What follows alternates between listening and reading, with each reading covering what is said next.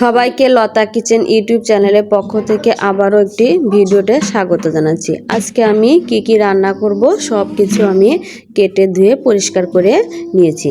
যা যা রান্না করব এখানে দেখতে পাচ্ছেন, একটা রুই মাছ আছে।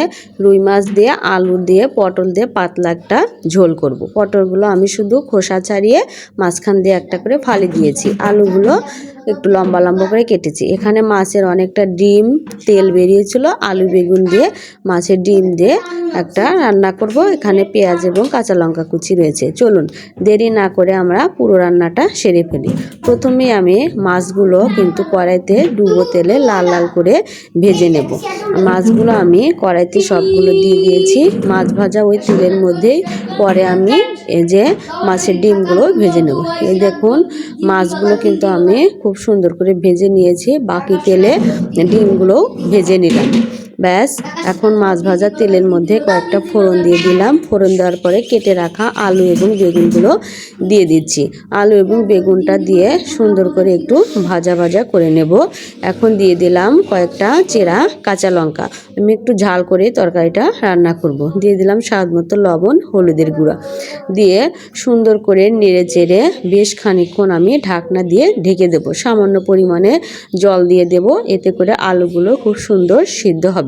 বেগুন সিদ্ধ হতে তার সময় বেশি লাগে না, তাই বেগুনগুলো খুব তাড়াতাড়ি সিদ্ধ হয়ে যাবে। আমি ঢাকনা দিয়ে কিছু সময়ের জন্য ঢেকে দেব।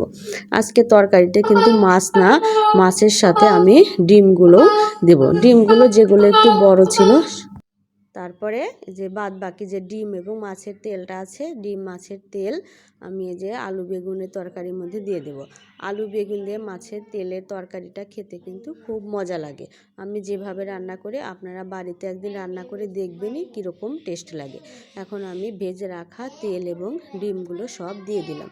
দিয়ে একটু ভেঙে ভেঙে দিচ্ছি। বেগুনগুলো কিন্তু খুব সুন্দর সিদ্ধ হয়ে গেছিলো। দেখুন একটু জল জল আছে।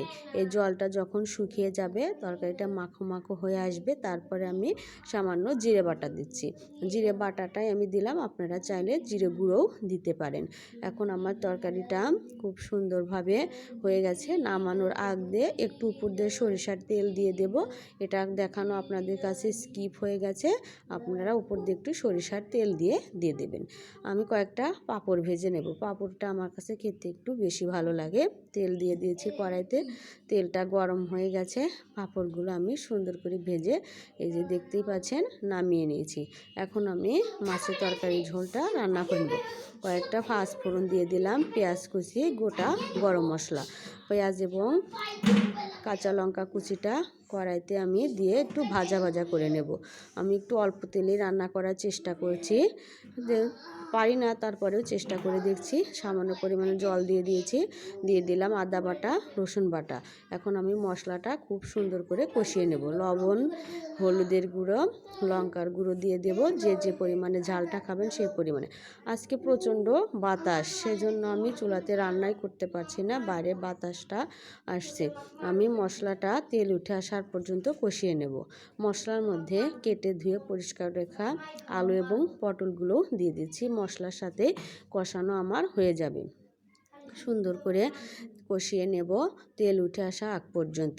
দেখুন মশলা থেকে কিন্তু আমার তেলটা ছেড়ে গেছে, সাথে সাথে পটল এবং আলুগুলো সুন্দরভাবে কষানো হয়ে গেছে। আমি আলু এবং পটলটা আগে দিয়েছি, কারণ মশলার সাথে কষানো হয়ে গেলে এক্সট্রা কাঁচা গন্ধটা আর থাকবে না। এখন পরিমাণ মতো ঝোলটা দিয়ে দিয়েছি। ঝোলটার ফুট এসে গেছে। ভেজে রাখা মাছ এবং ডিম সবগুলোই আমি দিয়ে দেব। তরকারি কালারটা কিন্তু দারুণ আসছে। পটলগুলো কিন্তু একটু সবুজ সবুজ আছে। এরকমভাবে তরকারি রান্না করলে খেতে কিন্তু একটু বেশি ভালো লাগে। আমি একটু সময় চুলার উপর রেখে যখন আলুটা একটু ভালোভাবে সিদ্ধ হবে, তখন আমি এই যে দেখুন মাছের ঝোলটা আমি নামিয়ে নিয়েছি। কালারটা কিন্তু দারুণ এসছে, আর গরম ভাতের সাথে খেতেও দুপুরবেলা মজা লাগবে। আমার এই ছিল আজকে আমার রেসিপি। যদি রেসিপিগুলো ভালো লেগে থাকে অবশ্যই চ্যানেলটি সাবস্ক্রাইব করুন এবং আরও নিত্য নতুন ভিডিও পাওয়ার জন্য পাশে থাকা বেল বাটনটি চাপ দিন। ধন্যবাদ সবাইকে, ভালো থাকবেন।